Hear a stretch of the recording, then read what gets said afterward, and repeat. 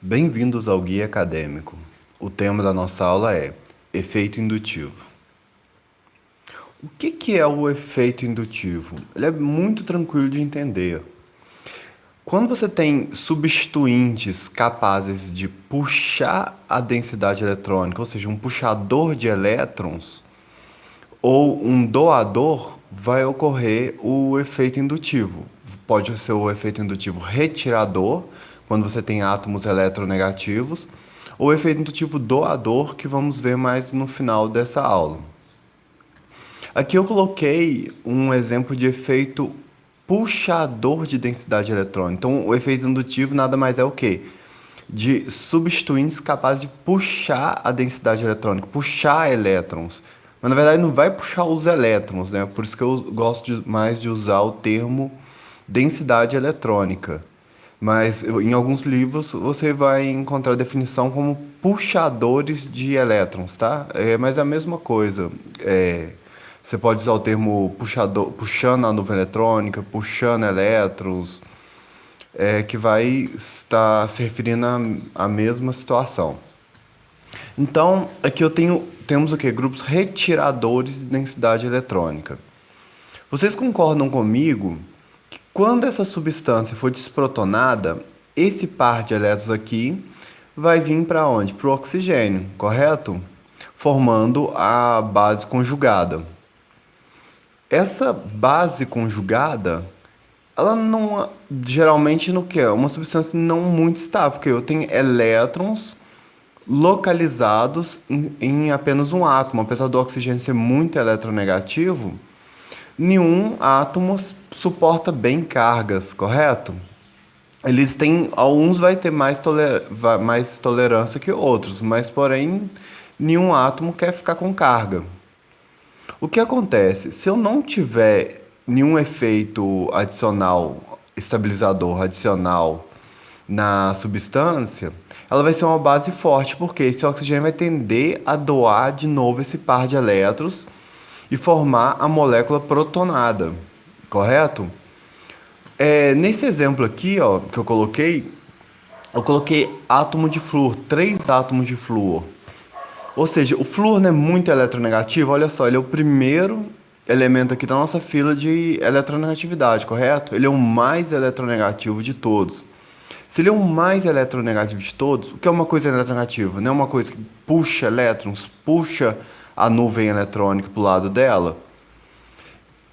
Nesse caso, ele vai estar puxando quando formar a base conjugada, que é o segundo exemplo aqui, ó, segunda figura, vai puxar essa densidade eletrônica aqui pelas ligações sigma, correto? Vai puxar essa densidade eletrônica. Então a nuvem eletrônica não vai ficar tão concentrada, o oxigênio vai ter que suportar essa nuvem eletrônica, essa carga negativa sozinho. Ele vai ter como se fosse um auxílio. Isso é um efeito que? Estabilizador. O que aprendemos nas aulas anteriores? Quanto mais estável for a base conjugada, mais fraca ela é. Base fraca vem de ácido forte. Então podemos concluir que esse aqui vai ser um ácido relativamente forte. Por quê? Porque eu tenho um efeito indutivo que puxa a densidade eletrônica aqui. Isso estabiliza essa base conjugada. Tudo bem? E base conjugada estável é base fraca. Base fraca vem de ácido forte. Lembrando que tudo na orgânica é relativo, né? Depende de quem estiver comparando. Mas esse caso aqui, ele realmente o efeito indutivo é muito forte, porque eu tenho 3 flúor ligado a um carbono bem próximo do oxigênio que foi desprotonado. Tudo bem? Vamos ver outros exemplos, vai ficar mais claro ao longo da aula o que é o efeito indutivo. Mas é basicamente isso, é um puxador de densidade eletrônica e no final vamos ver um doador de densidade eletrônica, ou doador de elétrons, como você preferir falar. Mas eu acredito que o termo puxador de densidade eletrônica seria mais correto. Aqui, ó, eu coloquei outro exemplo aqui, ó. Eu tenho uma molécula e aqui eu vou ter 2 átomos fazendo um efeito indutivo. Eu tenho o oxigênio. Lembrando, o efeito indutivo é sempre pelas ligações sigma, tudo bem? Então, eu tenho um cloro puxando a densidade eletrônica aqui.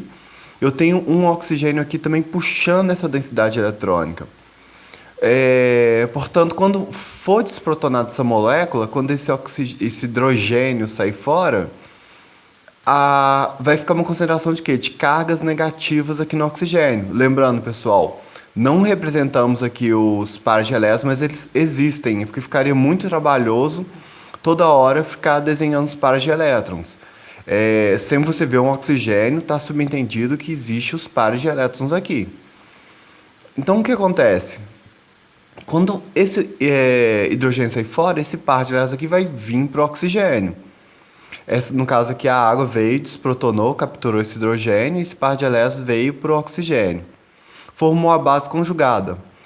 Olha só, eu tenho, além da ressonância que está ocorrendo aqui, eu vou ter o quê? O efeito indutivo, puxador, retirador de densidade eletrônica, ou puxador de densidade eletrônica, como você preferir falar.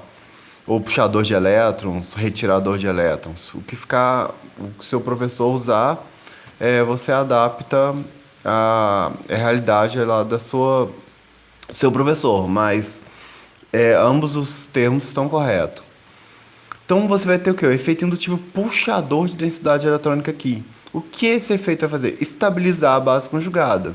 É que ela já é estabilizada por ressonância, e aqui eu vou ter o efeito indutivo retirador para estabilizar ela mais. Ou seja, o par de elétrons, a nuvem eletrônica, não vai ficar só concentrada nesse oxigênio. Ele vai ser atraída para a molécula, ou seja, ela vai ficar mais fácil o oxigênio suportar ela. Isso vai garantir uma estabilidade maior. Portanto, a base conjugada vai ser uma base conjugada fraca. Base fraca vem de ácido forte. Então podemos concluir que essa molécula ela é mais ácida com o cloro aqui do que se não tivesse o cloro aqui. Vamos ver alguns exemplos de como aumentar o efeito indutivo, como diminuir o efeito indutivo. Aqui eu tenho 4 estruturas. Uma eu não... Olha, observe. Sempre numa questão de prova, eles vão te dar estruturas muito semelhantes, para você justamente poder comparar o que elas têm de diferente, para saber quem que vai ser o ácido mais forte. Nesse caso, você poderia falar assim, essa aqui faz ressonância, essa ressonância estabiliza muito a base conjugada, então isso aqui é um ácido forte. Mas observe, todas as 4 estruturas, elas fazem ressonância. Na hora que ela for desprotonada, já vou ter o efeito estabilizador da ressonância, mas eu tenho em todas. Então eu não posso usar isso como critério para saber quem é a estrutura mais ácida, quem é a molécula mais ácida. Eu tenho que ver o quê? Qual a diferença entre elas? Observamos que a diferença entre elas é o quê? Apenas o número de cloros, de átomos de cloro. Então, o que podemos relacionar a isso?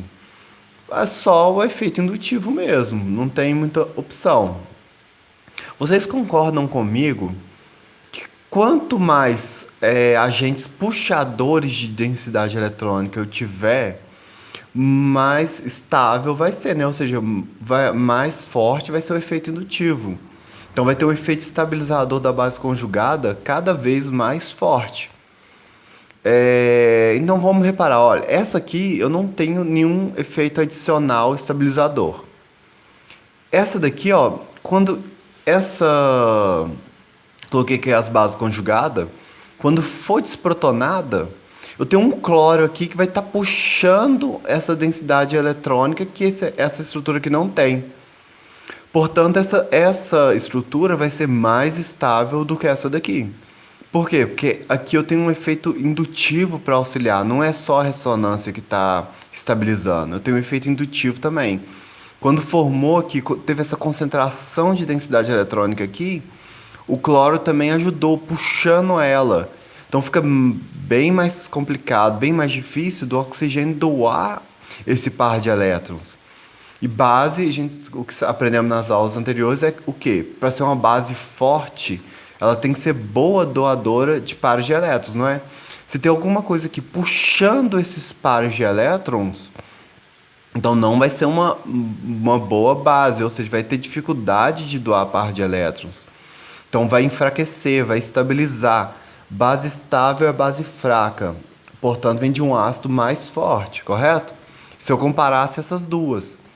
Só que a comparação que eu estou te pedindo aqui é entre as quatro. Então vamos passar para a próxima, vamos analisar.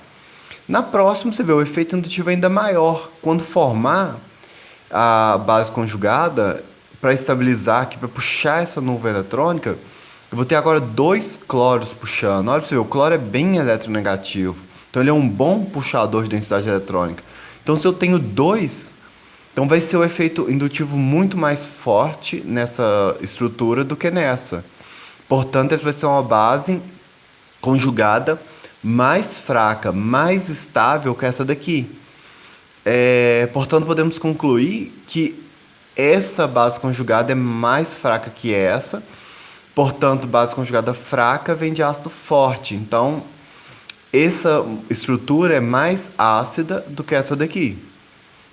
Porém, a última aqui, o efeito indutivo ainda consegue ser ainda maior. Eu tenho três átomos de cloro puxando densidade eletrônica.